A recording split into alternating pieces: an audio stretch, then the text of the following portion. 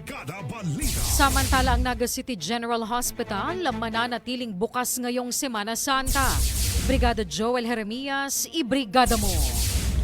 Brigada Live Report.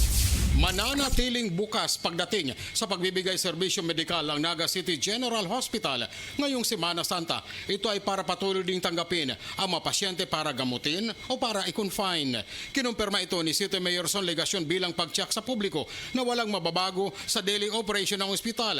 Yung mga medical personnel ay regular ding magtatrabaho, lalo na yung nasa emergency at response team para din sa mga biglaang pangyayari o aksidente. Sa flag raising ceremony ngayong araw, pinasalamatan din ng alkalde ang mga personal ng ospital dahil na rin sa maganda nilang performance na ayon sa kanya halos walang nakakarating na reklamo kung ikukumpara nung nasa Barangay Peña Francia pa lamang ang ospital.